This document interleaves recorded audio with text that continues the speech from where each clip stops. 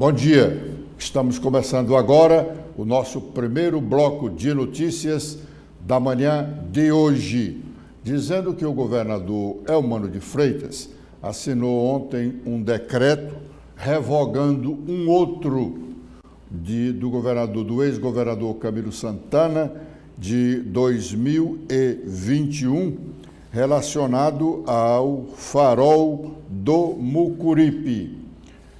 Convém dizer que tem uma nota da Secretaria de Cultura do Estado do Ceará, lá de 2013, que a Secretaria diz que o velho farol do Mucuripe teve sua planta aprovada em 1829 e foi edificado no período de 1840 a 1846. Durou 6 anos a construção. É um marco da história do Ceará, não só no aspecto físico, como também no aspecto da economia do Estado. O farol foi vitimado por um incêndio em 1846. Passa por reformas em 1872 e em 1957 foi desativado por ter se tornado obsoleto. O farol do Mucuripe foi recuperado em 1981, 1982, com projeto da Divisão do Patrimônio Histórico e Artístico da Secretaria de Cultura e Desporto do Estado, ficando a obra sob a responsabilidade técnica da Secretaria de Obras do Estado do Ceará, SOEC, protegido pelo tombo estadual, segundo a Lei número 9.109, de 30 de julho de 1968, através do decreto número 16.237, de 30 de novembro de 1983. Pois bem, eu li essa nota aqui da Secretaria de Cultura, lá de antes, né, dessa década, para dizer que o governo faz uma festa num determinado momento e, pouco tempo depois, acha que aquela festa caiu no esquecimento e ele faz uma contrária. Pois bem, foi exatamente o que aconteceu. Tem um decreto do governador Camilo Santana, que é de 9 de dezembro de 2021. Decreto do ex-governador Camilo Santana, de 9 de dezembro de 2021. Esse decreto, diz o governador no seu preâmbulo, que no uso de suas atribuições legais, atribuições que lhe confere o artigo 88, inciso 4 da Constituição Estadual, e com fundamento no artigo 5º, a linha H e I do Decreto-Lei 3365 de 1941 e suas posteriores alterações. Considerando, esse é um decreto que foi assinado pelo governador Camilo Santana em 2021. Vejamos os considerandos. Considerando que a Secretaria do Turismo tem a missão de fortalecer o Estado do Ceará como destino turístico nacional e internacional de forma sustentável, com foco na geração de emprego e renda, na inclusão social e na melhoria da vida dos cearenses. Este é o primeiro considerando do decreto assinado pelo ex-governador Camilo Santana em dezembro de 2021. Diz mais: considerando que a atividade turística, considerando que o farol do Mucuripe é reconhecido como bem de grande valor histórico e cultural para o Estado do Ceará, e que é de interesse do poder público preservar o seu acesso e a sua visibilidade mediante a urbanização do seu entorno, considerando que a desapropriação do espaço permitirá maior visibilidade e acesso à faixa litorânea, uma vez que a finalidade do equipamento tem relação direta com a paisagem marinha e que sua ambientação contribuirá para este fim. Decreta, artigo 1º, ficam declaradas de utilidade pública para fins de desapropriação os imóveis com suas benfeitorias, acessões e outros acessórios correspondentes à área total de 13.848,0 metros quadrados, situados no município de Fortaleza, conforme previsto nos anexos 1 e 2 deste decreto. Parágrafo único. A desapropriação referida no caput deste artigo destinar-se-á à realização das obras de urbanização no entorno do Farol do Mucuripe, no município de Fortaleza. Artigo 2º. Caberá à Procuradoria-Geral do Estado, por meio da Comissão Central de Desapropriações e Perícias da Procuradoria do Patrimônio e do Meio Ambiente, proceder, por via administrativa ou judicial, à desapropriação prevista neste decreto, nos termos da Lei Complementar número 58, de 31 de março de 2006, e suas posteriores alterações. Artigo 3º. As despesas decorrentes deste decreto correrão à conta do Tesouro do Estado do Ceará. Finalmente, o artigo 4º. Este decreto entrará em vigor na data da sua publicação. Este foi o decreto de 2021, assinado pelo ex-governador Camilo Santana, dizendo as razões da importância de cuidar bem do Farol do Mucuripe. Ontem, dia 25 de abril de 2024, o decreto é de dezembro de 2021, então nós temos 2022 e 2023. 2 anos e meio depois, o governador Eumano de Freitas assina o decreto número 35.971. Diz lá, revoga o decreto 34.451, de 9 de dezembro de 2021, que declara de utilidade pública o imóvel que indica para fins de desapropriação.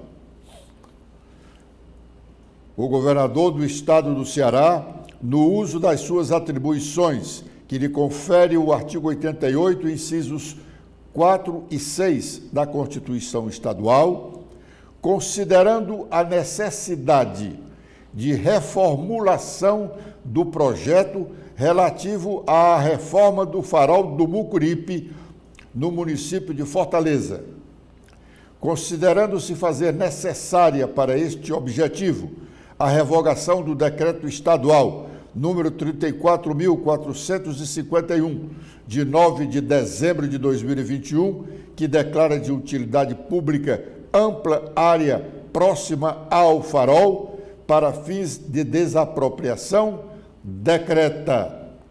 Artigo 1º. Fica revogado o decreto estadual número 34.451, de 9 de dezembro de 2021. Artigo 2º. Este decreto entra em vigor na data da sua publicação, isto é, está em vigor desde ontem. Afinal de contas, o que a Secretaria de Cultura e de Turismo querem para o Farol do Mucuripe? Um governador pensa uma coisa, o governador que o sucede, para dar continuidade à administração, não só porque é uma obrigação dos governantes sequenciarem as administrações, mas porque é um governador que é aliado ao ex-governador e teve esse ex-governador como um dos padrinhos da sua eleição.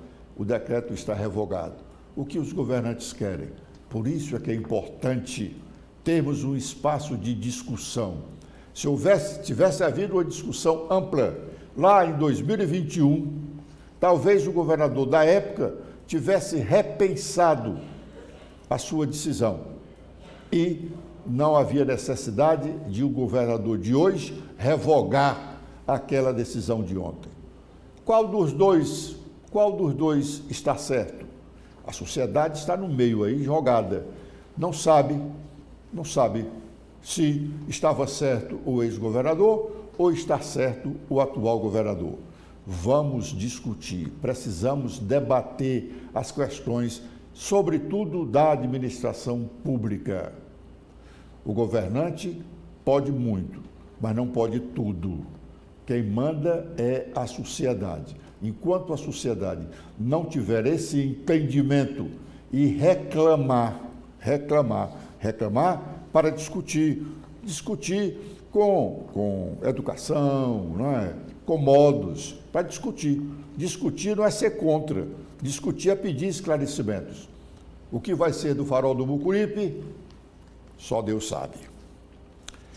Muito bem, o deputado estadual Aloysio Brasil voltou a reclamar na última sessão da Assembleia Legislativa, da tribuna daquela casa, da precariedade dos cursos públicos de medicina, sobretudo os do Cariri. O deputado condena a criação de novos cursos de medicina somente pelo interesse político dos seus criadores. Vamos ouvi-lo.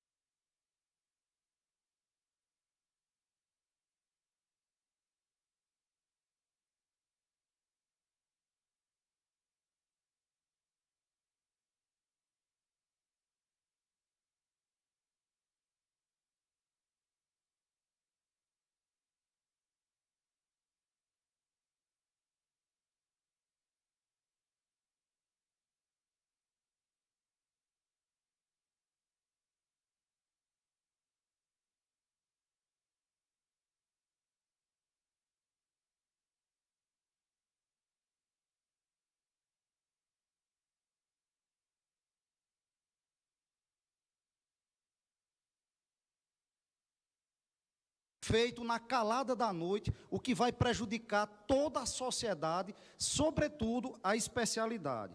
Isso vai fazer com que impunha as decisões da formação médica, principalmente das especialidades, baseada no interesse do governo federal, no interesse do Ministério da Saúde, no interesse do Ministério da Educação, de forma que, ao invés de ter decisões do Conselho Nacional de Residência Médica de forma técnica, a decisão vai ser puramente política. E pior, decisões determinadas por pessoas não médicos para definir especificamente a posição da residência e, sobretudo, da graduação. De forma que o ministro da Educação, de forma irresponsável, abre mais de 90 cursos de medicina. Pior, na própria cidade dele, do Crato, tem uma faculdade de medicina criada recentemente a URCA, onde, doutora Silvana, só tem 3 professores. Um curso de medicina que já está no 5º semestre e só tem 3 professores que não são nem da própria instituição, são professores cedidos pelo Estado.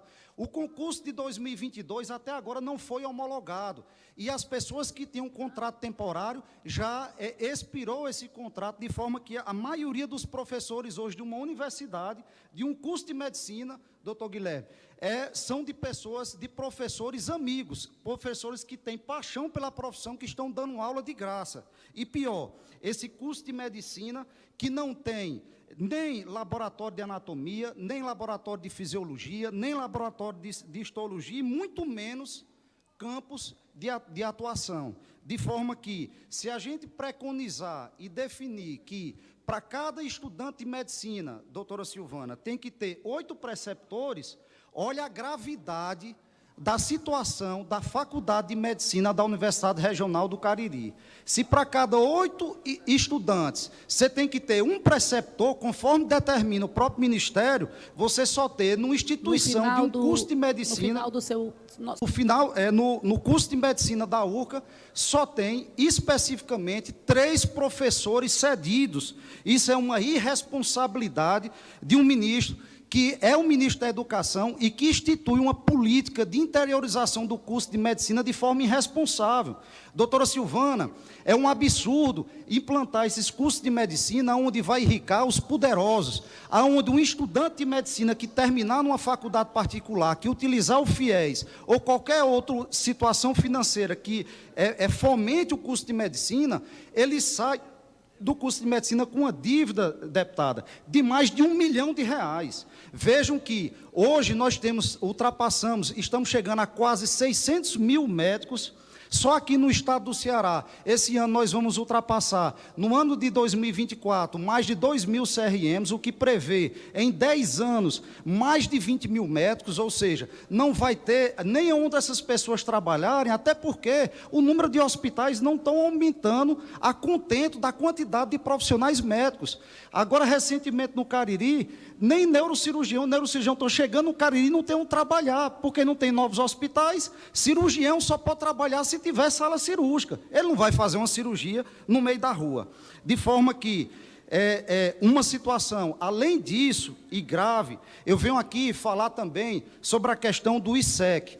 A situação hoje, doutor Guilherme Landim, do Instituto de Saúde dos servidores do Estado do Ceará, leva ao pagamento dos médicos de 3 a 5 meses de atraso, de forma que aqueles que têm pessoa jurídica podem ultrapassar até mais do que isso. Uma deliberação, um decreto desse feito da noite para o dia, na calada da noite, especificamente para aumentar o número de representantes da Comissão Nacional de Residência e de pessoas que não são médicos. Ora, meus amigos, se eu tenho 10 pessoas que fazem parte da comissão, e 7 são do governo por indicação e não médico, obviamente, todas as decisões do Conselho Nacional, da comissão, vai ser determinada pelo governo federal, vai ser determinada pelos interesses do governo federal.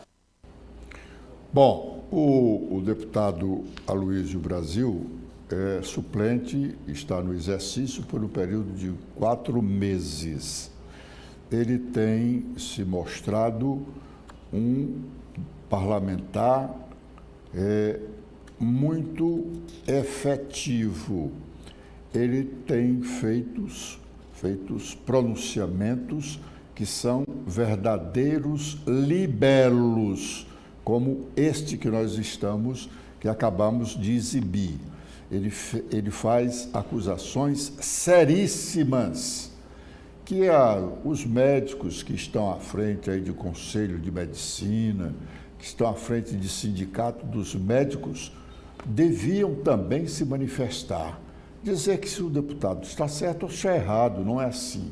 O que o deputado está dizendo é que as próximas gerações, ainda esta geração, que pode ser atendida por um desses médicos formados lá pela URCA, no Cariri, e não só é a Faculdade de Medicina que é deficitária de estrutura para funcionar, esses pacientes vão sofrer muito, porque eles vão sair, esses alunos, estudantes do curso de medicina lá da URCA, um dia eles vão ser diplomados. E aí? Como é que nós vamos ser atendidos? É preciso o sindicato dos médicos, é preciso o Conselho Regional de Medicina, todos, embora trata de uma coisa e outro trata de outro. Mas todos têm a obrigação de zelar pela formação do profissional, porque assim está fazendo um bem para a sociedade. O deputado foi muito duro ao dizer que o ministro da Educação, o ex-governador do Ceará, está sendo irresponsável ao criar esses cursos de medicina sem realmente eles terem a estrutura mínima de funcionamento para a formação dos futuros profissionais. Mas, às vezes, é necessário essas palavras duras para machucar, para fazer as pessoas refletirem sobre o que está acontecendo. Os médicos, temos uma quantidade enorme de bons profissionais da medicina. Estes poderiam vir a público protestar. Vamos criar curso de medicina, sim, se é necessário, e acho que é. Vamos criar cursos de medicina, mas vamos criar cursos que possam realmente produzir bons profissionais para a área. A Câmara Municipal de Fortaleza está em ebulição. A oposição cresceu e essa oposição tem feito críticas duras ao prefeito José Sarto. A oposição conseguiu o número suficiente de assinaturas para pedir uma comissão parlamentar de inquérito sobre venda de imóveis públicos. Essa CPI poderá sair, mas vai demorar porque a Câmara tem 3 outros pedidos de CPIs que estão lá à espera de autorização do presidente para que elas possam ser instaladas. E o regimento limita o número de funcionamento de comissões parlamentares de inquérito no mesmo momento.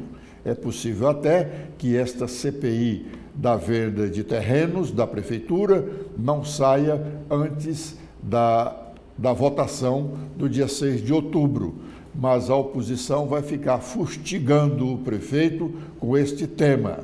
A outra questão foi o empréstimo, o pedido de empréstimo que o prefeito fez à Câmara e que foi aprovado ontem, mas teve um momento lá de tensão, porque o vereador, conhecido como inspetor Alberto, levou uma bolsa cheia de cédulas imitando o nosso real, com a foto do prefeito, para protestar, e jogou essas cédulas, como nós podemos mostrar aí, essas cédulas sendo jogadas pelo inspetor Alberto. Não é? Vamos aguardar aqui que nós vamos mostrar o inspetor Alberto jogando essas cédulas do plenário da Câmara Municipal. Olha aí.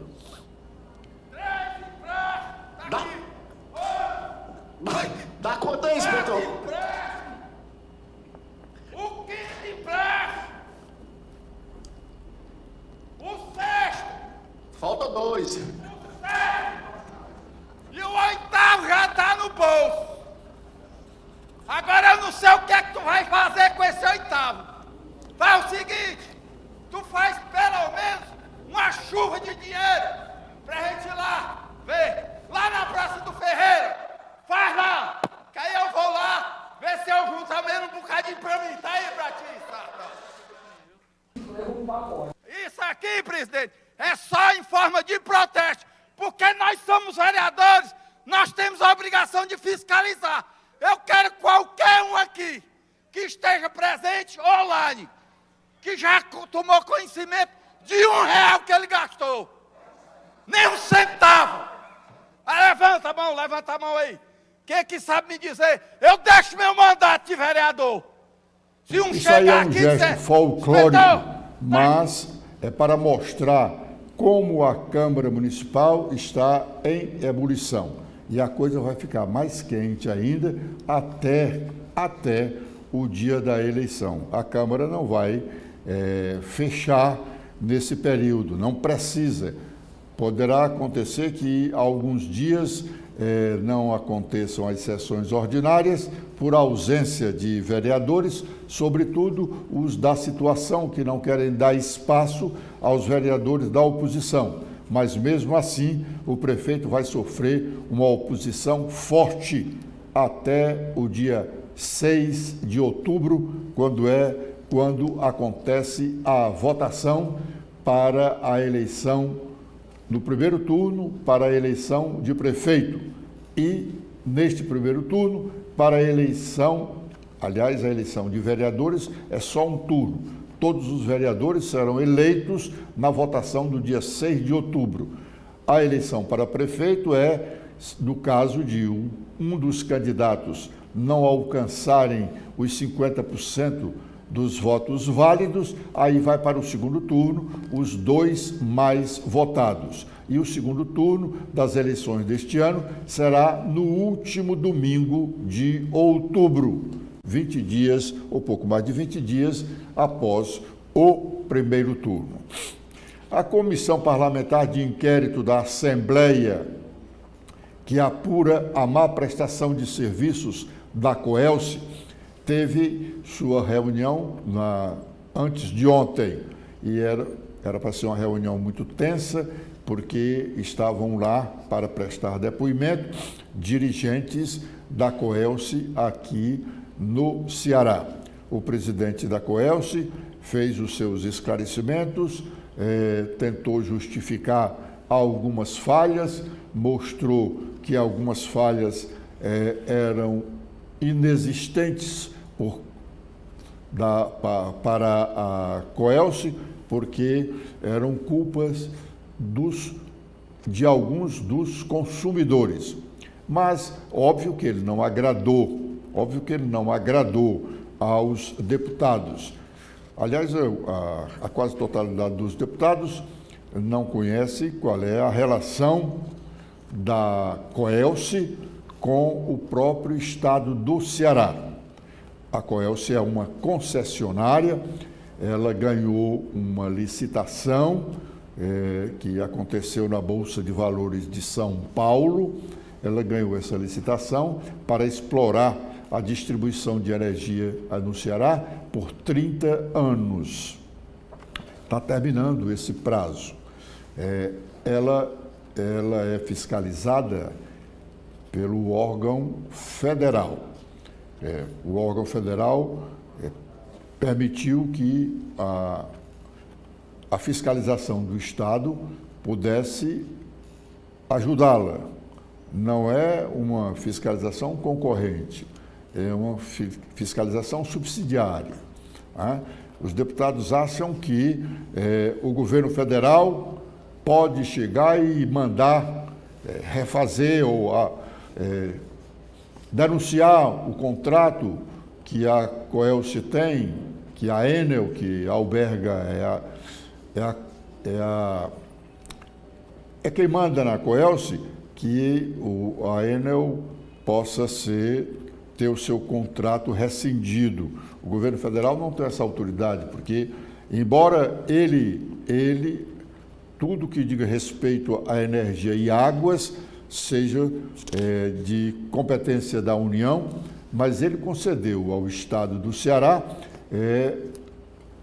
utilizar a distribuição de energia. E o Estado do Ceará sublocou para a Enel, para a Coelce. Então, é o Estado do Ceará que tem a autoridade para denunciar o contrato. Não fez até aqui.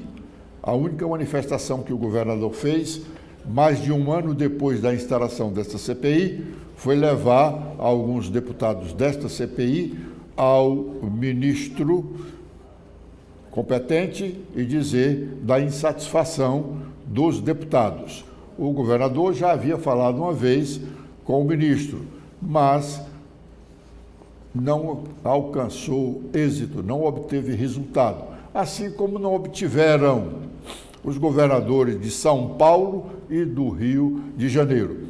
Mas nessa reunião última da CPI, o deputado Felipe Mota fez algumas indagações, e uma delas foi sobre o lucro da empresa aqui no estado do Ceará, e a aplicação de parte deste lucro ou na própria empresa Coelce ou nas outras empresas que tem a Enel como a comandante maior. Por exemplo, a Enel tem no estado do Piauí um dos maiores campos de energia eólica e energia solar, um dos maiores da América Latina. Ela concorre com a empresa do cearense Mário Araripe, que atua aqui no Rio Grande do Norte. A Coelce poderia, o Ceará tem os mesmos ventos e o mesmo sol do estado do Piauí, mas o investimento da Enel, ela tem o lucro aqui e aplica no estado do Piauí. Os cearenses ficam questionando a má qualidade do serviço. Correto, ela deve prestar um bom serviço, mas não questiona por que ela ganha no Ceará e gasta no Piauí. Vamos ouvir as indagações do deputado Felipe Mota. Anos com a concessão. Nós, até 2028, né? Então estamos aí partindo para 26 anos de concessão. O senhor sabe quanto a Enel já arrecadou nesses 24 anos? Você tem essa resposta ou pode fornecer a resposta para a gente agora? Não, como eu comentei no início, é uma resposta. Eu não tenho um número aqui para lhe dar, né? Mas ela é uma resposta fácil de obter, eu lhe mandarei, e publicada e auditada internamente e externamente, anualmente, em função de ser uma empresa de capital aberto listada em bolsa com 26% dos acionistas, muitos dos quais cearenses. Então, muito fácil de lhe passar essa informação. Eu queria que Vossa Excelência me passasse. Certo. Quanto a Enel arrecadou durante a concessão até o dia de hoje e quanto a Enel já investiu no estado do Ceará nesse instante. Eu preciso saber desse dado justamente para a gente ver que média é essa. Inclusive, essa média de 20 anos que Vossa Excelência disse que teve um pouco, deu uma parada nos investimentos. Eu preciso saber dessa informação. Eu não me fiz entender. O que eu coloquei é o seguinte: o que está ocorrendo agora com o estado do Ceará sendo contemplado nos leilões de transmissão e que será importantíssimo para o estado dentro da perspectiva de um novo desenvolvimento com renovável e hidrogênio verde, lá atrás, há muitos anos, depois eu posso precisar para o senhor, houve um leilão de transmissão em que uma empresa transmissora entrou em falência e isso retardou esse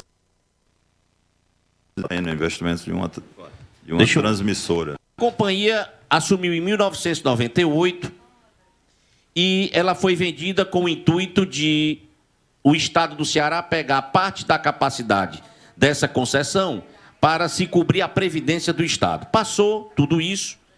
Dentro desse limite existe uma porcentagem que o estado do Ceará, desde 1998, ela consegue captar dentro da Enel para obras de extensão de rede e outras. Qual é o valor que o estado do Ceará, qual a porcentagem que o estado do Ceará, eu quero que Vossa Excelência apresente esse dado para mim, eu pedi 2 dados a Vossa Excelência. Quanto arrecadou e quanto investiu. E a outra eu quero saber, desde 1998, quanto o estado do Ceará e quais foram as obras investidas com uma porcentagem que tem no contrato de concessão com o nosso estado. Existe esse valor? Existe, sem dúvida. Quantos por cento? Ela é calculada como? Não, esse valor ele está no contrato de compra e venda definido por períodos. No primeiro período ele foi 2%, depois 1,5% e depois ele passa a 1% até o final da concessão. Então, as grandes obras do Estado, a deputada Lia comentou sobre o Hospital de Quixeramobim, essas subestações, essa infraestrutura para essas demandas são normalmente dentro desse plano de investimentos. Eu queria saber que fosse informado a CPI quais foram os investimentos de 98 e eu quero saber as obras que foram investidas com essa porcentagem. Com esse recurso. Bom, é difícil. Ela está ganhando dinheiro no Ceará e aplicando no Piauí. Muito bem, isso é problema dela. Ela aplica o dinheiro que ela ganha onde bem lhe aprouver, mas os cearenses deveríamos cobrar que uma parte desses rendimentos fossem aqui aplicados. Ontem, o deputado estadual Antônio Henrique foi homenageado na Câmara Municipal de Fortaleza com o título de cidadão fortalezense. Aliás, ele já foi presidente da Câmara Municipal. Ele é do Rio Grande do Norte e também tramita na Assembleia Legislativa cearense um projeto de título de cidadania cearense para o deputado Antônio Henrique. As lideranças principais do PDT estiveram lá, alguns deputados, colegas dele, também estiveram lá na Câmara Municipal e, na verdade, foi uma sessão muito concorrida e o deputado agradeceu emocionadamente. Vamos ouvi-lo. Tinha passado um ano aqui e assim passei 4 mandatos. Não estaria hoje na Assembleia se não fosse o povo que me elegeu. Muito obrigado. Eu sou grato a vocês. Eu sou grato a cada um de vocês. E eu tenho aqui, tudo foi feito assim de forma improvisada, mas eu gostaria de deixar aqui uma palavra que está escrita no livro do profeta Jeremias, capítulo 1, versículo 5 até o 8. Antes que eu te formasse no ventre, te conheci, e antes que saísse da madre, te santifiquei. As nações te dei por profeta. Então disse eu: Senhor, eis que não sei falar, porque sou um menino. Mas o Senhor me respondeu: não digas, eu sou um menino, porque a todos a quem eu te enviar, irás, e tudo quanto te mandar, dirás. Não temas diante deles, pois eu sou contigo para te livrar, diz o Senhor. Então, eu agradeço a Deus. Eu agradeço a Deus porque creio que tudo que acontece na minha vida, Deus está no controle de tudo. Nada que eu faço, nada que eu tenho, eu não teria feito se não fosse o Senhor comigo.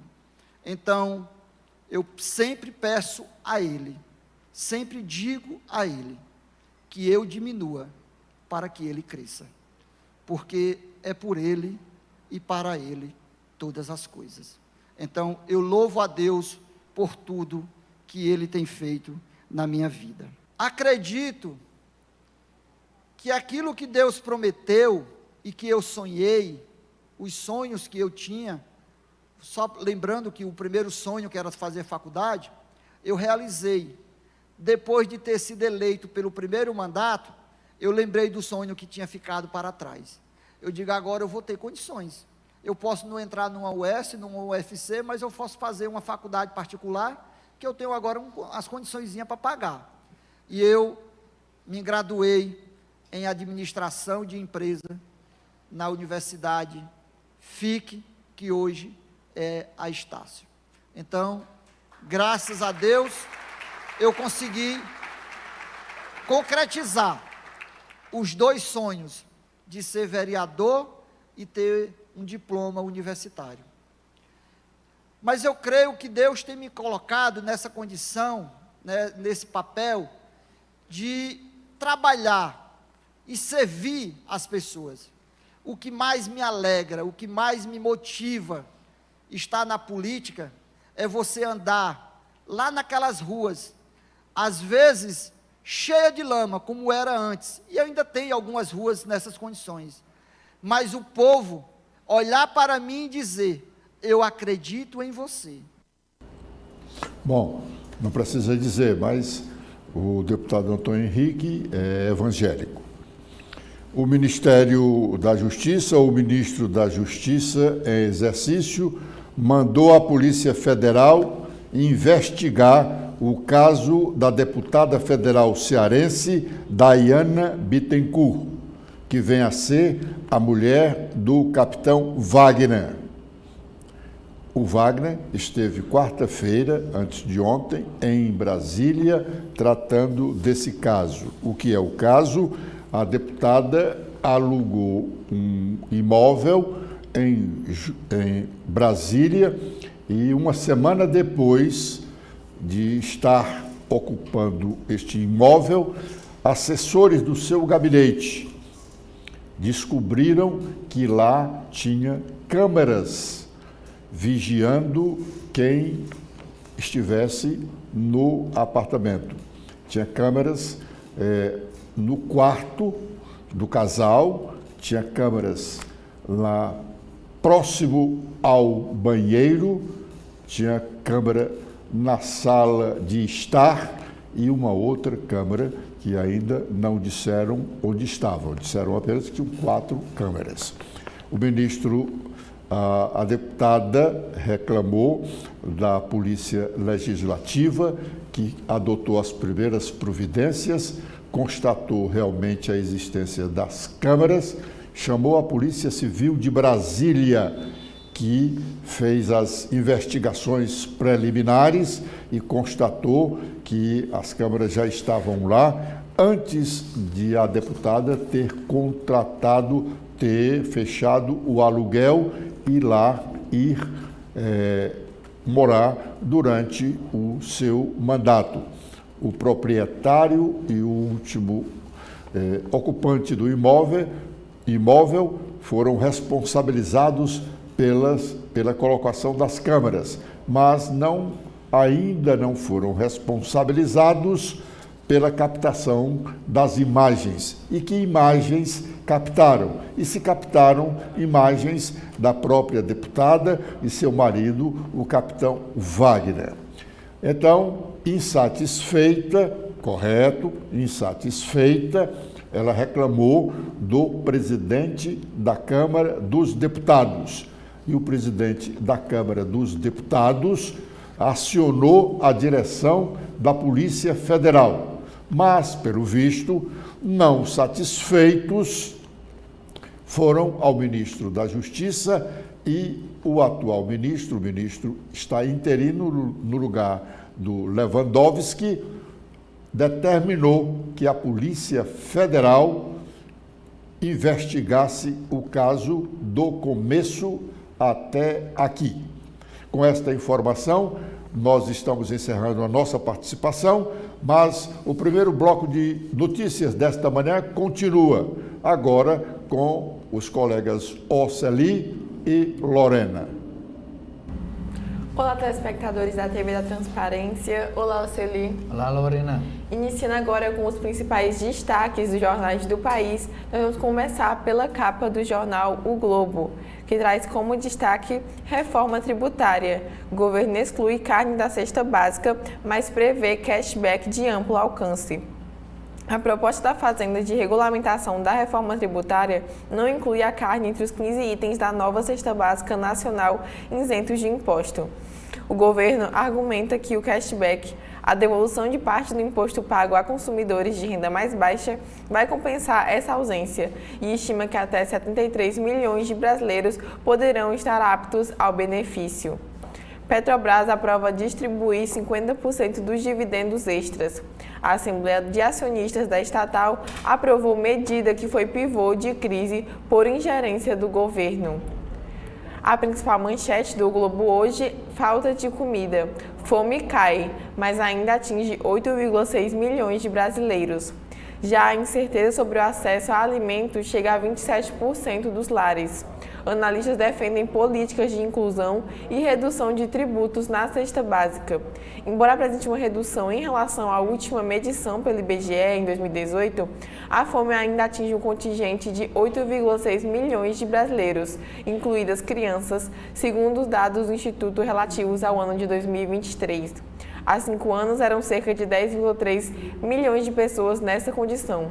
O IBGE mede ainda a chamada insegurança alimentar, que abrange desde a incerteza quanto ao acesso de alimentos a falta de comida para todos os moradores da casa. São por volta de 64 milhões de brasileiros nessa classificação, ou 27,6% dos lares. É menos do que em 2018, mas mais do que há 10 anos. As regiões Norte e Nordeste concentram os maiores percentuais de famílias assoladas pela fome. STF tem maioria por encurtar prazos de investigação do MP. Ministério Público terá de seguir parâmetros dos inquéritos policiais. Indígenas cobram de Lula homologação de terras. Lideranças se queixam com o presidente de falta de previsão de novas áreas. Madonna no Rio. Réveillon antecipado. Show terá esquema de segurança e bloqueios similares ao do Ano Novo. Aeroportos conectados. Saída e chegada pelo mar. Prefeitura lança edital para escolher quem vai operar linha de barcas entre Galeão e Santos Dumont. Zanin suspende desoneração da Folha e Pacheco critica o governo. O ministro atendeu a pedido da AGU contra a lei aprovada pelo Congresso e plenário do STF vai analisar o caso. O presidente do Senado critica o governo por judicializar a política. Na área de esportes, Libertadores. Apático no ataque e Flu fica no 0-0 com o Cerro. E por fim, no segundo caderno, Sex and the City divide as novas gerações. Chegada ao streaming da icônica série é recebida com elogios e identificação pela geração X, pouco além dos 30 anos, e problematizada pelo público na casa dos 20 anos. Oceli, quais são os destaques do estado de São Paulo? Estado de São Paulo, na sua capa, Lorena, o destaque, a imagem de destaque é esse senhor. Esse senhor é um sobrevivente da Segunda Guerra Mundial, é o escritor Gabriel Waldman, que ele conta nesse livro, é um romance sobre um amor improvável.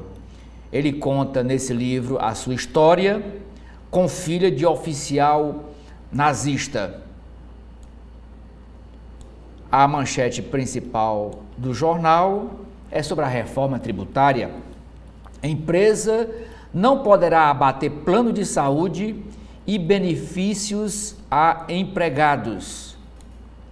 Desembolsos feitos pelas empresas com a compra de veículos para seus funcionários ou com planos de saúde devem ser tributados, de acordo com a proposta entregue na quarta-feira pelo governo ao Congresso para regulamentar a reforma tributária. Caso a proposição seja aprovada pelo Congresso Nacional, a empresa não poderá usar os impostos que recolheu nessas compras para se apropriar de créditos e abater o que deve em outros tributos. Prevaleceu entre a equipe econômica do governo federal o entendimento de que esses benefícios representam salário indireto e, como tal, sua aquisição deve pagar imposto tanto se for feita pela empresa quanto diretamente pelo trabalhador. Sobre esse tema, outras matérias correlatas. A nova batalha da reforma tributária, conhecida alíquota de referência do novo IBS, parlamentares terão de ter cuidado para impedir aumento de carga tributária. Incentivo e negócios. Proposta reduz custo de financiamento a empresas. Vantagem: profissões liberais pagarão 30% menos imposto. E como a reforma quer facilitar a vida de empresas e pessoas. Ainda é destaque na página, na capa do Estadão. Depois de crise, Conselho da Petrobras libera pagamento de 50% de dividendos extras. Em maio e junho serão distribuídos 21,9 bilhões de reais entre acionistas. Os outros 50% saem até dezembro deste ano. Liminar no Supremo Tribunal Federal. Zanin, ministro, defende o governo e suspende desoneração de folha de pagamento. Decisão que será analisada em plenário do STF susta alívio tributário para municípios e ainda de 17 setores da economia até 2027. Depois de 21 anos, o STF, o Supremo Tribunal Federal, forma maioria para consolidar poder de polícia ao Ministério Público. Na prática, o Supremo caminha para equiparar as investigações do Ministério Público aos inquéritos policiais. Ainda destaque na capa do Estadão. Teatro. Quem está em São Paulo pode assistir a peça O que Só Nós Sabemos Juntos. Tony Ramos e Denise Fraga e plateia cúmplice. Em O que Só Nós Sabemos Juntos, a dupla vive um casal sem diálogo. Temporada paulistana começa hoje. Ainda na área de entretenimento, pianista islandês, cinema italiano, pintor carioca e mais. Na área de gastronomia, restaurante de Pinheiros, que é o bairro, exalta carne de vacas velhas. E Monte Verde, cidade cheia de atrativos para um bate-volta. Quem mora em São Paulo, capital. Pesquisa do IBGE, 1 em cada 4 lares do país tem brasileiro que não come o suficiente. São 21,6 milhões de domicílios, 27,6% do total, sem acesso adequado à comida. A maioria deles está nas regiões Norte e Nordeste. Dados são relativos ao último trimestre de 2023, do final do ano de 2023. Enquanto isso, 80,4% dos domicílios do sul do país estão em condições de segurança alimentar. O jornalista e ex-deputado federal do Rio de Janeiro, Fernando Gabeira, escreve no seu artigo sobre liberdade ilusória e liberdade real. Economista Celso Ming escreve sobre a economia dos Estados Unidos espirra. E Helena Landau escreve sobre setor elétrico é bolha da vez para o populismo. Lorena, agora segue com você. Bom, e agora vamos conferir então a capa da Folha de São Paulo, que traz a principal foto do canteiro do consórcio Via Pia, novo responsável pelo projeto na altura de Arujá, Grande São Paulo. Por mais de 2,5 bilhões, obras do trecho Norte-Sul Rodoanel são retomadas após 6 anos. Construção começou em 2013, foi paralisada em 2018 e já consumiu 6,85 bilhões de reais. Direita minimiza caso TikTok após exaltação a Elon Musk. Dias após enaltecerem o discurso de Elon Musk, dono do X, aliados de Jair Bolsonaro minimizaram um possível veto ao TikTok nos Estados Unidos e eventual impacto sobre o debate sobre redes sociais no Brasil. Líderes da esquerda apontaram contradição. A principal manchete, Zanin atende pedido de Lula e suspende desoneração da Folha. Demais ministros do STF podem manter ou derrubar a liminar em sessão virtual iniciada na madrugada de hoje. O ministro Cristiano Zanin, do Supremo Tribunal Federal, atendeu o pedido do governo Lula e suspendeu trechos da lei que prorrogou a desoneração da folha de 17 setores da economia e cortou a alíquota previdenciária de prefeituras. A ação enviada ao STF é assinada pelo presidente Lula e pelo chefe da Advocacia Geral da União, Jorge Messias. Nela, o governo argumenta que o benefício fiscal foi aprovado pelo Congresso sem a adequada demonstração do impacto financeiro. Para Zanin, há o risco de ocorrer desajuste significativo nas contas públicas. A decisão liminar será analisada pelos demais ministros do STF em sessão virtual, que vai da madrugada desta sexta-feira, dia 26, até o dia 6. O benefício é motivo de embate entre o governo e o Congresso desde o final de 2023, quando Lula vetou o projeto de lei que prorrogava a desoneração até 2027 e o veto foi derrubado. Seguiram-se as tentativas da gestão petista de propor a reoneração gradual, por MP e por projeto de lei, mas não se chegou a acordo com os parlamentares. Josh Endobro, ganhador de um Emmy e um Globo de Ouro por atuação em The Crown, da Netflix, Josh O'Connor fará dobradinha nos cinemas brasileiros com as estreias de Rivais e Lastimeira. Na área de cotidiano, níveis de cocaína na Baía de Santos são alarmantes, diz pesquisador. Na área da ciência, USP quer criar porco de gene modificado para fornecer órgãos a seres humanos. Plano de Tarcísio para o centro de São Paulo investirá 2,4 bilhões de reais. O governo paulista lançará pacote para revitalizar o centro da capital em 6 anos. Ele prevê parceria público-privada de habitação com reforma e restauro de 6 mil imóveis e complementa a transferência da máquina estadual para a região. A Havenwend tem sentença por estupro anulada. Novo imposto vai incidir sobre compras em sites estrangeiros. Compras de produtos e serviços por meio de plataformas digitais, entre elas as do exterior, serão tributadas pelo IVA, que é o Imposto sobre Valor Agregado, quando a reforma tributária começará a valer em 2026. A alíquota média do novo tributo é estimada em 26,5%. A cobrança está prevista na regulamentação da reforma enviada pelo governo Lula ao Congresso. Hoje, transações de até $50 feitas por pessoas físicas em lojas como Shein e Shopee são isentas de imposto de importações e têm 17% de ICMS. Petrobras aprova a distribuição de 50% dos dividendos extras. A outra foto mostra calouro em centro esportivo no campus de Butantã, em São Paulo, em alojamento sob arquibancada.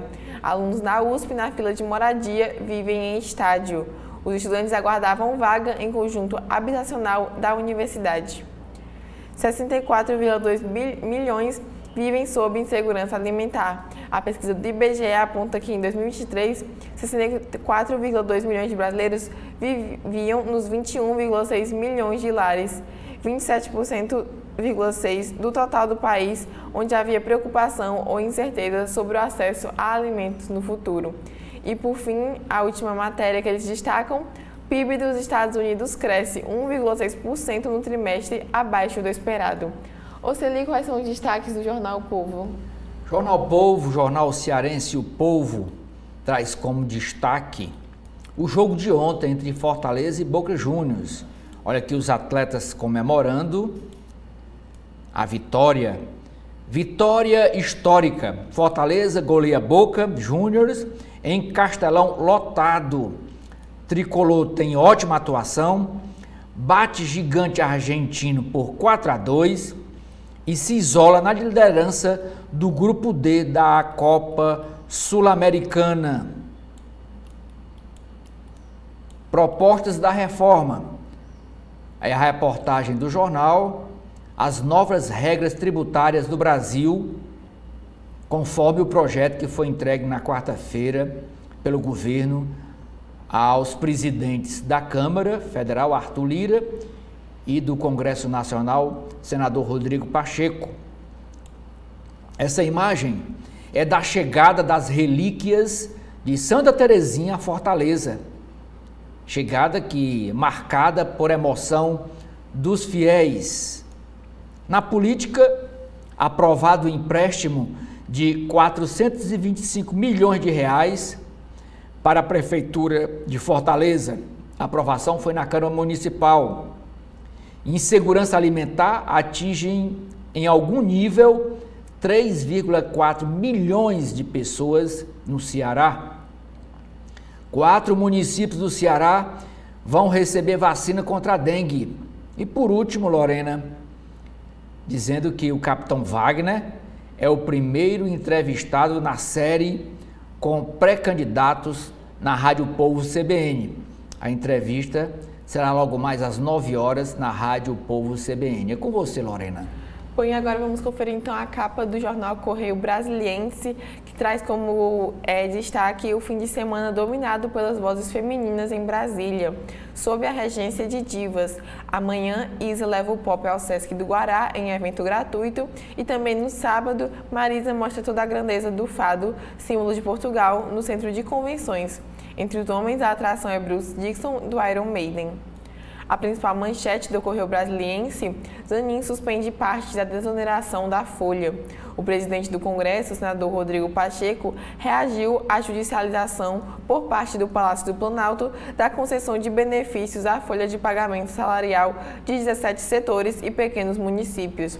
Trechos da lei foram suspensos ontem por decisão do ministro Cristiano Zanin, do Supremo Tribunal Federal. O magistrado atendeu ao pedido do governo Lula contra a medida, aprovada pelo parlamento e que vem sendo alvo de ações do executivo. Além de vetos, houve edição de MPs tentando inviabilizar a legislação. O governo federal erra ao judicializar a política e impor suas próprias razões no aparente terceiro turno de discussão sobre o tema da desoneração da folha de pagamento, escreveu Pacheco, que disse respeitar a decisão monocrática de Zanin. Ainda haverá análise do plenário virtual, mas garantiu que vai buscar argumentos para revertê-la pela via do devido processo legal. Governo reajusta ticket de servidor e novo valor será pago em 1º de junho. O mecanismo de devolução de imposto beneficiará 73 milhões de pessoas. Tempo para negociar. Milhares de representantes de povos originários marcharam ontem pela Esplanada, no ponto alto do acampamento Terra Livre. Reunidos com Lula, pediram demarcações de áreas indígenas. O presidente anunciou força-tarefa para avaliar o caso em 2 semanas. Dia de posse no TRF1. Os desembargadores João Batista Moreira e Gilda Simaringa Seixas tomaram posse ontem, respectivamente, como presidente e vice do Tribunal Regional Federal da Primeira Região. A cerimônia teve a presença do presidente do STF, Luiz Roberto Barroso, e de diversas autoridades. Aumenta o assédio moral no Distrito Federal. Em um ano, o número de denúncias mais que dobrou, segundo o Ministério Público do Trabalho. Foram 313 em 2022 e 653 no ano passado. Até 21 de abril deste ano, foram registradas 255 queixas ao MPT. Distrito Federal é o segundo do país em venda de carro elétrico em 2023. E, por fim, ao mestre com harmonia. Câmara dos Deputados homenageia o mestre Wu, que há 50 anos ensina o Tai Chi Chuan na Praça da Harmonia Universal, na Asa Norte. Oceli, quais são os destaques do Valor Econômico? A página de hoje do Jornal Impresso, edição impressa do Valor Econômico, destaca os 30 anos sem Ayrton Senna. Fórmula 1 foi transformada após a morte do maior ídolo brasileiro do automobilismo. Web Summit, matriz de energia limpa, favorece avanço da inteligência artificial no país. O Vinhos, Eduardo Chadwick, reafirma a qualidade de seus rótulos em degustações ao redor do mundo. A manchete principal da edição de hoje do Valor Econômico é dizendo que o volume de ofertas de ações tem o pior início desde 2016. Na contramão do otimismo observado no fim de 2023, este ano começou com o menor volume financeiro de ofertas de ações na Bolsa Brasileira em 8 anos. Segundo banqueiros de investimento, crescem as chances do mercado de ofertas iniciais de ações IPO, na sigla em inglês, encerrar 2024 sem operação pelo 3º ano consecutivo. A Petrobras vai pagar 50% do lucro retido aos seus acionistas. União, estados e municípios poderão definir as suas alíquotas na reforma tributária. Embora o Ministério da Fazenda estime uma alíquota padrão de referência de 26,5% para o imposto sobre o valor agregado, que é o IVA, sendo de 8,8% para a contribuição sobre bens e serviços, que é o novo CBS, e de 17,7% sobre o imposto sobre bens, como eu já falei, serviços, a União, estados e municípios poderão fixar percentuais diferentes, se aprovado em seus legislativos, em suas assembleias legislativas ou câmaras municipais. Tem uma entrevista com Daniel Song. Ele diz que a LG Electronics investe 1,29 bilhão de reais para começar a produzir itens da linha branca, refrigeradores, lavadoras e secadoras de roupas em Fazenda Rio Grande, na região metropolitana de Curitiba. Diz o CEO na América Latina da LG Electronics. Temos um plano de expandir fortemente nossa operação. É o Daniel Song. BHP apresenta proposta para comprar a Anglo American.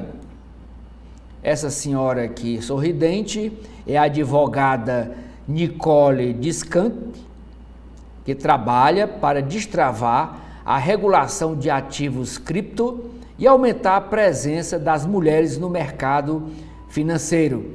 Diz ela, quanto mais você cresce na carreira, menos mulheres você vê no topo. A economia dos Estados Unidos desacelera no primeiro trimestre. E por último, o destaque, Lorena, é o prêmio de jornalismo do Judiciário, dizendo que a repórter do Valor Econômico Isadora Peron foi uma das vencedoras do primeiro Prêmio Nacional de Jornalismo do Poder Judiciário. É com você, Lorena. Então agora nós vamos conferir as páginas internas de cada jornal, começando agora pelas do jornal O Globo, que traz em seus editoriais: regulamentação da reforma tributária é urgente para o país. O projeto apresentado pelo governo com todos os senões deve ser encarado como prioridade no Congresso. O segundo editorial: Câmara tem de rejeitar projeto de regionalização de normas sobre armas. Projeto aprovado na CCJ dificulta controle de armamentos, necessário ao sucesso no combate à violência. Na área de política, de Haddad a Alckmin, ministros cobrados por Lula recebem menos parlamentares que pastas lideradas pelo Centrão. Na área de política ainda, aliados do PT atuam contra indicado de Lira no TST. Advogados do grupo Prerrogativas trabalham para evitar a nomeação de Adriano Costa Avelino para a Corte Trabalhista. A padrinhada do presidente da Câmara já fez postagens nas redes sociais contra o presidente Lula. STF tem maioria para limitar prazos de investigações do MP. Ministros defendem parâmetros iguais a de inquéritos policiais. Paz nomeia indicados da família Cunha e infla orçamento da pasta. Articulador do Republicanos da base do prefeito, ex-presidente da Câmara emplacou nomes na Rio Luz, Impla Rio e Habitação. União confirma pré-candidatura no Rio e marca anúncio para maio. Partido lançará Rodrigo Amorim, que não descarta ser vice em chapa do PL. Pagelança da cobrança. Indígenas reclamam com Lula de falta de previsão para homologar novas áreas. Na área de economia, 8,6 milhões passam fome. O número cai em 5 anos, mas é maior que há uma década. Região Norte tem o percentual mais alto. Zanin, do STF, suspende desoneração da folha e parlamentares criticam. Decisão liminar será analisada pelo plenário virtual da Corte. Pacheco diz que o governo erra ao judicializar a política. Vale alimentação de servidores federais passa para R$1.000. Reajuste de 52% começará a valer a partir do mês que vem, com pagamento previsto para junho. Auxílio Saúde e creche também terão aumento. Petrobras, a Assembleia aprova pagar 50% de dividendos. Fazenda vê nova distribuição de ganho extra da estatal no segundo semestre, com mais R$6 bilhões para a União. Com repasse de recursos a acionistas, ações da petroleira sobem 2,26%. Stellantis mira carro híbrido para concorrer com elétricos chineses. BHP faz oferta para comprar Anglo American por 39 bilhões de dólares. Acordo entre mineradoras daria à compradora 10% de todo o cobre do mundo. Cashback e cesta básica vão beneficiar os mais pobres. Carnes não terão alíquota zero, mas Fazenda argumenta que famílias no Cade Único receberão imposto de volta. Governo prevê sorteio para quem colocar CPF na nota. Inclusão do documento facilitará combate à sonegação. Estimativa é distribuir entre 600 milhões e 700 milhões de reais por ano. Imposto nas vendas online será recolhido no destino. Cobrança do IVA vai valer inclusive para plataformas estrangeiras. Na área sobre o mundo, Camp pela Palestina. Protestos anti-Israel crescem em universidades dos Estados Unidos, apesar da repressão e das denúncias. Kiev recebeu mísseis de longo alcance dos Estados Unidos. Novos armamentos enviados secretamente integram um pacote de ajuda de Washington, anunciado em março, e já foram lançados contra alvos russos. Moscou disse que a presença de ataques CMs causará mais problemas. Em Veneza, moradores rejeitam taxa de visita e pedem mais moradias. Venezianos alegam que esquema limita a liberdade de ir e vir sem combater turismo de massa e defendem medidas contra aluguéis de curto prazo. Por fim, Premier do Haiti renuncia e Conselho assume o país. Demissão foi oficializada após a posse do governo de transição, em cerimônia marcada por violência de gangues. Oceli. Nas páginas internas, Lorena, do jornal Estado de São Paulo, a gente começa mostrando a coluna do Estadão, escrito pela jornalista Rosiane Kennedy. A nota em destaque é: Tabata Amaral negocia com ex-marqueteiro de Covas e avança sobre espólio tucano em São Paulo. 2 semanas após o rompimento do contrato com o argentino Pablo Nobel, a pré-campanha da deputada Tabata Amaral, do PSB, à Prefeitura de São Paulo, avança a passos largos para fechar com o marqueteiro Felipe Soutelo. Considerado um tucano raiz, ele fez a campanha vitoriosa de Bruno Covas, do PSDB, a prefeito. As tratativas são acompanhadas com entusiasmo nos bastidores do PSB e do PSDB.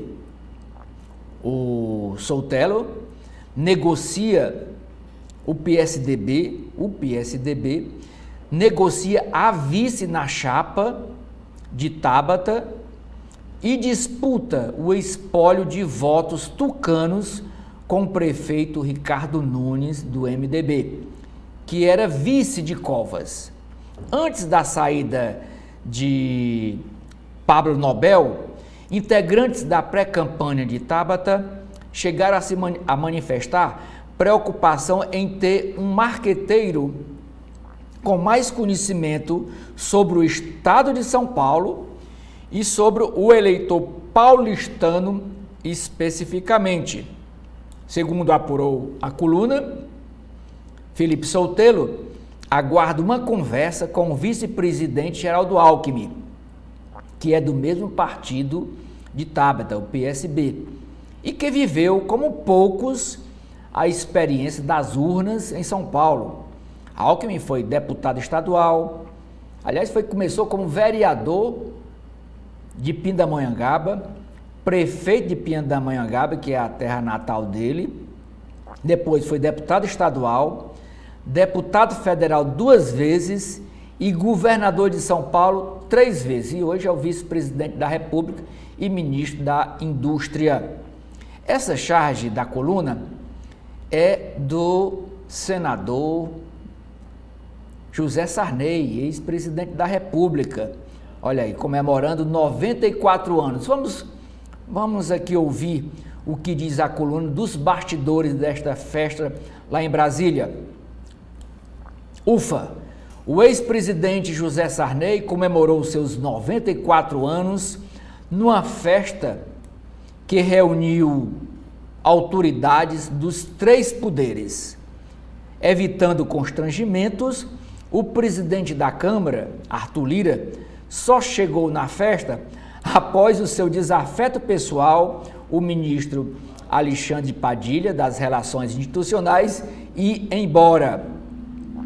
Adversário político de Sarney no passado, o atual ministro Flávio Dino, do STF, que foi governador do Maranhão e desbancou a família Sarney depois de muitos e muitos anos no poder, ele estava presente, marcou presença na festa dos 94 anos do ex-presidente Sarney e provou que a toga não tirou seu estilo brincalhão. Disse ele: hoje você é ministro, disse ao apertar as mãos do secretário executivo da Justiça, Manuel de Almeida Neto. O titular da pasta da Secretaria de Justiça, o ex-ministro do STF, Ricardo Lewandowski, está em Londres, ainda na festa. Em meio ao clima de harmonia política, o deputado Lindenberg Farias, do PT, desabafou ao cumprimentar o Aécio Neves, rival do PSDB e rival histórico do PT. O Lindenberg disse: que saudades do PSDB. Referia-se ao desafio de enfrentar o bolsonarismo que suplantou os tucanos na polarização com os petistas. Editoriais do jornal Estado de São Paulo. O primeiro: a nova batalha da reforma tributária. Com a alíquota de referência do novo imposto sobre bens e serviços, enfim, divulgada, parlamentares terão de ter ainda mais cuidado para impedir um aumento da carga tributária. Segundo editorial, o tarjeton de Maduro. Lula festeja normalidade, entre aspas, de uma eleição que tudo é feito para dar vitória a Maduro, o que mostra sua pequenez moral diante de gente que sabe distinguir uma ditadura quando vê uma. Nas páginas de artigo, os advogados Rui Altenfelder e Cláudia Calais escrevem sobre segurança alimentar é um desafio de todos. Eles dizem nesse artigo: há capacidade objetiva para alimentar todos, mas faltam políticas para a alocação correta desses recursos e incentivo à produção que de fato chegue à mesa dos brasileiros. O jornalista e ex-deputado federal Fernando Gabeira escreve: liberdade ilusória, liberdade real. Ele diz: é difícil aceitar a ideia de uma liberdade de expressão absoluta, sobretudo no tempo das redes sociais. Um debate transparente e um acordo nacional sobre o tema são mais que necessários. Política. Após 21 anos, Supremo forma maioria para consolidar poder de polícia do Ministério Público.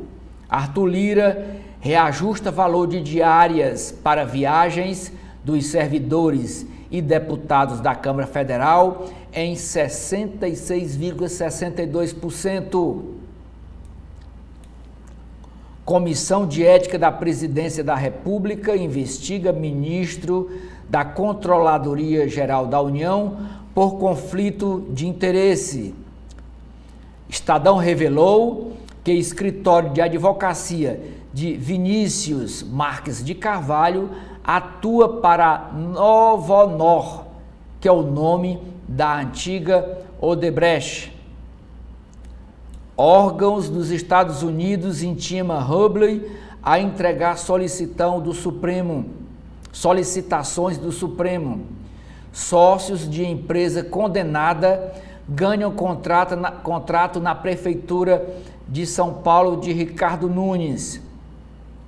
Ministério Público investiga influência de facção em licitação do metrô de São Paulo. 4 vereadores de São Paulo são alvo de acusação formal. Internacional. Protestos pró-Palestina e prisões em universidade dos Estados Unidos crescem. Veneza passa a cobrar ingresso para conter parte dos turistas. Nas ruas, Portugal celebra os 50 anos da Revolução dos Cravos que mudou a Europa. São Paulo, em 1/4 dos domicílios do país, não há acesso adequado à comida. Tombamento de 190 casas perto do Parque do Ibirapuera é aprovado. Outros 40 imóveis têm demolição liberada. Juíza nega liminar de reintegração de imóvel invadido no Pacaembu. No primeiro trimestre, São Paulo tem menor número de roubos da série histórica. Polícia Federal volta a ter agendamento para emitir passaporte. Na área de esporte, São Paulo mostra evolução e vence na estreia de Zubeldia. O Santos visita o Avaí e tenta vitória para embalar na competição.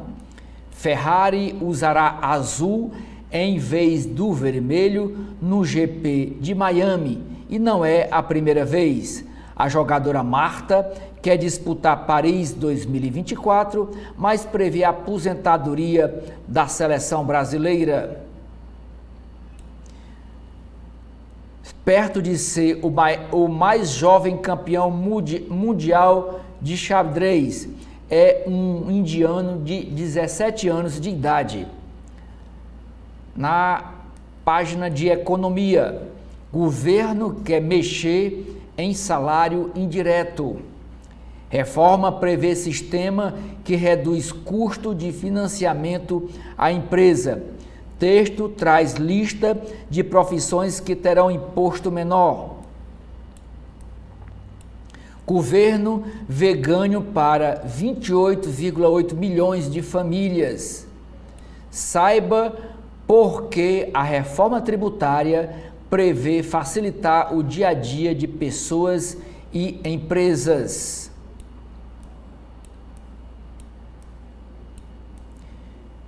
Acionistas da Petrobras aprovam pagamento de 50% dos dividendos extras. Raizen e Vibra lançam novo terminal no Pará.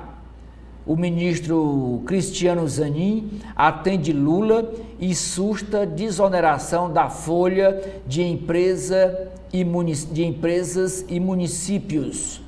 Novo ataque desvia mais 1,2 milhão do Tribunal Superior Eleitoral.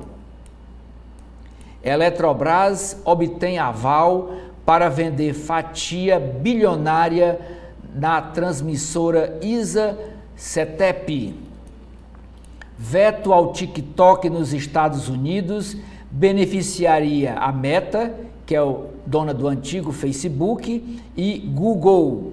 E por último aqui é a capa do caderno de cultura do jornal Estado de São Paulo, essa peça, Encontros e Desencontros, com os atores de Denise Fraga e Tony Ramos, que vivem no palco um casal sem diálogo.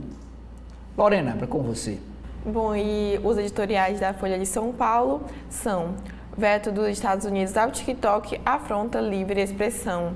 Bandeira da segurança nacional é desfraudada para sustentar censura à rede. Justiça deverá decidir se cabe o sacrifício de um valor caro à democracia. SUSP em prática. Previsto por lei desde 2018, Sistema Nacional Integrado de Segurança precisa sair do papel. Na área de política, irritada com o governo, Lula e Senado, Câmara teme atraso de recursos. Aliados de Lira dizem que não cumprimento de acordo por parte dos senadores sobre veto de 5,6 bilhões de reais para emendas gerou impasse. Oposição vê cenário distinto no Brasil e minimiza caso do TikTok. Bolsonarismo exaltou Elon Musk e pegou carona em discurso de liberdade. Casos TikTok e Musk põem holofote em debates sobre soberania. Com diferenças jurídicas, episódios foram mobilizados de formas distintas pela esquerda e direita no Brasil. Fórum em Londres com ministros do Supremo / a imprensa. Governo escolhe 4 agências para publicidade por 200 milhões de reais. Comandante da Marinha critica título de herói a João Cândido. Supremo forma maioria para equiparar apurações criminais. Ministros votaram pela equivalência das investigações do Ministério Público e as polícias. Definições sobre multas à Lava Jato vai ao STF com falta de acordo. Jornalistas da Folha recebem prêmio do Poder Judiciário. Festa de 94 anos de Sarney reúne ministros e parlamentares. Na área sobre o mundo, multidão vai às ruas em Portugal no aniversário da Revolução dos Cravos. Cerimônia no parlamento tem críticas à presidente por fala sobre reparação por escravidão. Governo transitório assume no Haiti após renúncia de premier. País abalado por crise da violência tenta restaurar ordem mais de um mês depois do anúncio da saída de Ariel Henry. Regular a internet com liberdade é possível, diz enviada da ONU. Para Melissa Fleming, que vem ao Brasil para evento do G20, plataformas descumprem as próprias regras. Julgamento sobre imunidade de Trump deve ocorrer depois de pleito. Na área sobre o mercado, reforma deverá tributar compra de site internacional. Operações de até $50 também passarão a pagar IVA a partir do ano de 2026.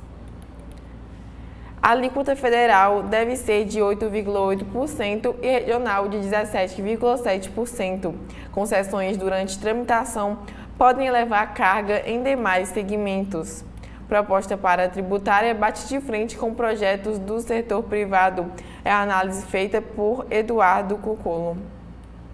Zanin atende a pedido de Lula e suspende desoneração da folha. O ministro considerou que, sem a indicação do impacto orçamentário, poderá ocorrer desajuste nas contas públicas.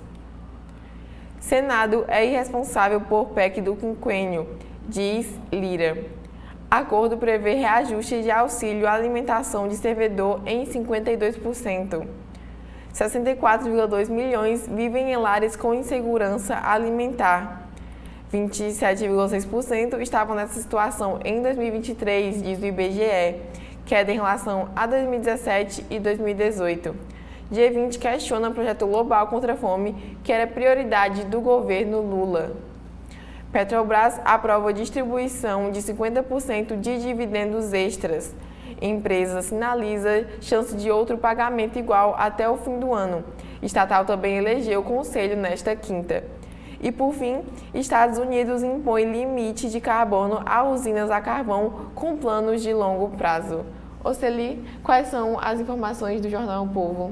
Nas páginas internas do Jornal O Povo, Lorena, nós temos aqui a coluna vertical, escrita pelo jornalista Carlos Maza, e ele destaca na primeira nota, ainda entre a relação entre a deputada federal Luiziane Lins e o deputado estadual Evandro Leitão, presidente da Assembleia, que foi escolhido domingo passado como pré-candidato do PT à Prefeitura de Fortaleza. Ele diz que nessa relação conflituosa, só o governador Elmano de Freitas na causa, que poderia fazer a ponte de diálogo entre os dois parlamentares petistas. Ministro diz que governo vai acelerar a demarcação de terras indígenas. Indígenas fazem protesto em frente ao Palácio do Planalto, foi ontem, e Lula recebeu um grupo de lideranças. A charge do Cleiton é sobre a insegurança no estado do Ceará, principalmente em Fortaleza. Aqui um casal de idosos ouvindo as notícias na televisão, e ele diz: minha véia, bons tempos aqueles em que podíamos sair e voltar para casa em paz. Homem teria sido morto após denunciar estupro cometido por filho da namorada. A jogadora Marta prevê a aposentadoria da seleção brasileira ao fim deste ano de 2024, depois da Copa em Paris. Na Câmara Municipal de Fortaleza, aprovação de empréstimo de 425 milhões de reais expõe novos tamanhos de base aliada do prefeito Sarto e a oposição do prefeito. Na ocasião dessa sessão, o vereador inspetor Alberto joga cédulas com figuras dos rostos de Sarto e da cadelinha Marion. Ele joga para cima, aqui, olha aqui a foto, ele na tribuna, o inspetor Alberto, joga cédulas falsas, e aqui suja até o plenário da Câmara Municipal de Fortaleza, num gesto teatral. Sobre esse assunto, o colunista, jornalista Henrique Araújo escreve: Marion, o caramelo e os biscoitos. Governador Eumano de Freitas diz que não responderá a quem está pensando em eleição. Ele se dirige ao prefeito de Fortaleza, José Sarto. O ex-deputado Nestor Bezerra, ligado ao PSOL, diz que a polícia invadiu a casa dele lá no bairro Conjunto Prefeito José Walter, nas investigações sobre aquele adolescente que foi morto numa escola do município, no início dessa semana. O jornalista Érico Firmo escreve sobre e questiona: é melhor alinhar ou desalinhar? Ele fala sobre está em harmonia os três poderes, União, Estado e município. Vê o que ele diz. O discurso contra ou a favor do alinhamento político dos entes administrativos é manobrado conforme as conveniências. Até 2004, a esquerda dizia que era muito poder concentrado ter prefeitura e Estado nas mesmas mãos. Em 2008, isso em 2004. Em 2008, na reeleição de Luiziane Lins, do PT, o discurso era: Fortaleza 3 vezes mais forte, com Lula e o então governador Cid Gomes, do PSB. Em 2012, Roberto Cláudio era o candidato que pregava os benefícios da parceria administrativa e o PT reclamava de hegemonia. Hoje, em 2024, o prefeito José Sarto prega que Fortaleza é anti-hegemonia, enquanto o PT busca colocar prefeitura, Estado e governo federal sob o controle do mesmo partido, o Partido dos Trabalhadores. O eleitor é quem decide. É o discurso de agora, reflete o jornalista Érico Firmo. Rádio Povo CBN inicia entrevistas com pré-candidatos a prefeito de Fortaleza. O primeiro é Capitão Wagner. A reportagem especial é sobre a reforma tributária, cashback, cesta básica e desonerações. O que diz o PL da reforma tributária? O PL aí é o projeto de lei. Presidente da Enel afirma que não cogita quebra de contrato no Ceará. Petrobras aprova repasse de 50% dos dividendos aos seus acionistas. Renegociação do FNE supera a marca de 103 milhões de reais no Ceará. Ministro Zanin, do STF, suspende desoneração de empresas e municípios e Rodrigo Pacheco reage. Diz o senador: governo erra ao judicializar a política. A ANAC vai endurecer regras sobre transporte de animais. Jocélio Leal, na sua coluna, diz que Marquise conversa com a chinesa CCCC. Docentes, professores, os professores das universidades federais do Ceará recusam proposta do governo federal e segue em greve. Ceará conta com 3,4 milhões de pessoas com algum nível de insegurança alimentar.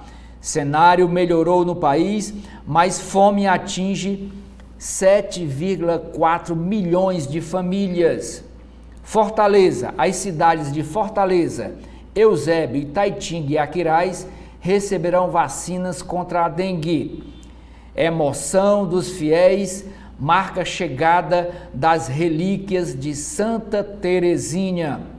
Novo superintendente da Polícia Federal no Ceará diz que irá atuar para preservar eleições. No caderno de esporte, a manchete é: triunfo histórico, passeio completo. Fortaleza goleia Boca Juniors, da Argentina, com grande atuação em Castelão lotado e se isola na liderança da Sul-Americana. No Ceará, a matéria sobre nova peça no elenco. Com Di Luca à disposição, Ceará ganha mais um volante que deve ter disputa acirrada por posição no meio campo para a sequência histórica, para a sequência da Série B. O editorial do jornal é sobre essa declaração do presidente de Portugal. O título é Uma Reparação Devida. Foi na comemoração dos 50 anos da Revolução dos Cravos, quando o presidente Marcelo Rebelo, falando aos jornalistas, disse que Portugal assume total responsabilidade pelos erros do passado e que o país terá de pagar os custos desses crimes. Quais são os crimes? Ele citou o tráfico de pessoas na África, escravização, massacre de indígenas e bens saqueados pelo país. E eram essas, Lorena, os destaques das páginas internas do jornal cearense O Povo. Agora é com você. E o Correio Brasiliense traz em sua editoria de política também sobre a reforma tributária. Cesta básica será isenta de imposto. Projeto de regulamentação prevê que 15 produtos alimentícios terão a alíquota zerada. Outros, como picanha e filé mignon, pagarão menos. Para analistas, a alíquota média será maior do que os 26,5% estimados pelo governo. Felipe Salto, da Warren Investimentos, afirma: de onde o governo vai tirar os quase 800 bilhões de reais para bancar os dois principais fundos? Não tem mágica, vai precisar de mais e mais subida nessa alíquota. Bernard App, secretário extraordinário da reforma tributária, afirmou: hoje, com a cobrança por dentro, as pessoas não têm a menor ideia de quanto estão pagando. O novo sistema vai ser mais transparente. Também sobre a reforma tributária, cashback para 73 milhões de pessoas. Mecanismo de devolução de impostos pretende promover justiça, uma vez que apenas a população de baixa renda, inscrita no CAD único, será beneficiada. O secretário Bernard App detalhou o PL da regulamentação da reforma tributária de consumo. Na Câmara, disputa por relatoria. Para Lira, PL da reforma tributária tem que ter vários relatores. Judiciário, TRF1 empossa novos dirigentes. Desembargador federal João Batista Moreira é o presidente e a desembargadora federal Gilda Sigmaringa Seixas, a vice. O presidente João Batista Moreira e a vice Gilda Sigmaringa Seixas são apresentados na foto. Governo.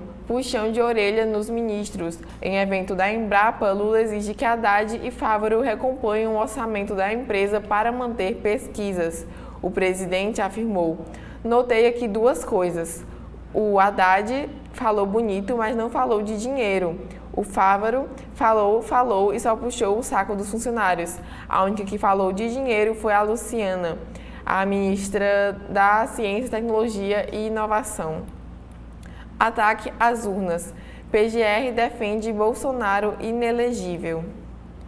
Questão indígena. Lula pede tempo para demarcações. Ao receber líderes reunidos no acampamento Terra Livre, o presidente anuncia que força-tarefa estudará a melhor forma de desocupar áreas reivindicadas pelos povos originários em 3 estados. Acidente. Polícia quer prisão do motorista do Porsche. Insegurança alimentar. Fome afetou 64 milhões de pessoas no ano de 2023.